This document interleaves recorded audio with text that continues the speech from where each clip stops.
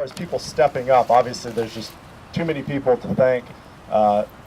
People, I guess the group that I want to thank first is really the undergrads. So you may or may not know, when you get those letters from Pennington, it lists everybody that's made their gift, their name, and their amount. Well, there's an organization called the Undergrads of Lambda Chi Alpha, and they made a $50,000 commitment to this campaign about 2.5 years ago. And you have to bear in mind that that's just like all these other individuals that made commitments, really purely on faith. They made that when they knew they weren't going to live in that house. They didn't know if it was going to get built either, like a lot of us did. So I want to thank them. I want to thank everybody that's come before me. I've had a unique position. I felt really lucky to be the second associate member class of Lambda Chi. I came in spring 2012. Modest group of 12 very handsome young men. I was rush chair my senior year. We got two diddly squat little AM classes, and the semester I leave, we get a 36-minute pledge class. Are you kidding me? But I want to thank all the people that came before me. I mean, standing right here and actually seeing the lot is pretty eye-opening for me, because it actually feels real now. I know that for a lot of us, we have been kind of operating on faith. It's in the creed, but it definitely feels real. I was in a unique position because I was on Zeta. I felt very involved, and I actually have to give a strong shout out to Smiley as well, because he is truly a man of his word. This is my kind of story of my speech. My senior year, I was looking for a job, and I reached out to him and I said, "Can you put me in contact with people that work in finance?" And he ended up putting me in contact with my current boss, and I'm gainfully employed thanks to him. I also kind of, on the side said, Jay, I'd love to get involved with the fundraising. I'd like to help out any way I can, and he definitely delivered on that one. So here I am. Chick has done a great job up to this point, as has Zena and everybody else that's been involved, but there is still a lot of work to go. It's been really humbling for me to see how much work has really been done up to this point. We're at 1.6 million, and we're trying to get to 2.5. So we have a long way to go. But I think now more than ever, standing here and seeing this and seeing really how far we've come based truly on faith, it gives me the faith to know that we're gonna keep it rolling moving forward.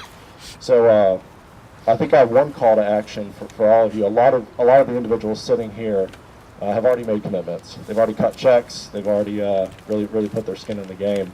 And so my main ask to you is, if you know people that are in your circle of friends, we all know we have brothers that we're closer to than others.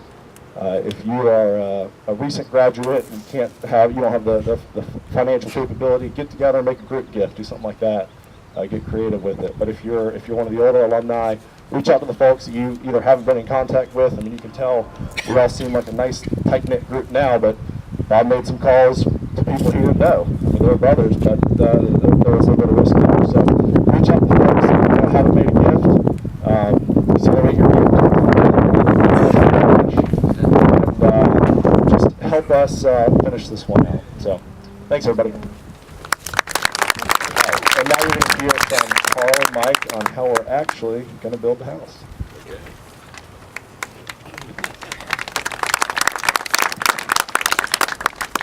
Good afternoon. In 2 weeks, my oldest daughter, Caroline, will graduate from college. As a dad, that's kind of something you're a little ambivalent about, but it's relevant to today's purposes for the following reason. After having wandered off from this group of folks in the fraternity for 20 some odd years, I began to see the Greek system through my daughter's eyes again. I began to watch her become part of something bigger than herself. I began to see her with a close group of friends and have that family away from home that folks have already talked about. It was a fun process to watch. Twinkie was sending out messages, come by, grab a beer and grab some chicken and stuff, and I came by one spring gathering, and it was interesting to see all the guys kind of from my time and a few years earlier and a few years after who had gathered here. It was interesting to see the group of guys and new associate members who were here who were solid folks. By the way, you got cute dates. And then Chick and Banks say, we want to come see you. Well, I'm not foolish. I had already visited with the Pennington folks. I know that meant get your checkbook out. And yes, Chick did buy lunch that day. I appreciate it. I brought my wife back in the fall. Paul was cooking chicken. There was a band out on the back. Everybody's all dressed up, had a great time. And as we're leaving to go back to Columbia, South Carolina the next day, my wife said something to the effect of the following. She said, you know what? I was made to feel welcome, and I didn't know a soul there. She said, guys that you went to school with were treating me as if I was an NC State grad. She said, all the cute girls that I mentioned all came up, made me feel welcome. And the guys in that house, she said, Mike, these are all the friends of Caroline that we've been hanging out with for the last 4 years we've fallen in love with. And to quote the great philosopher Oprah Winfrey, Rebecca says, this is a good thing. You need to get behind this. And I'm a relatively smart man after having been married for 26 years. I look around and I see this and I say, this is a good thing.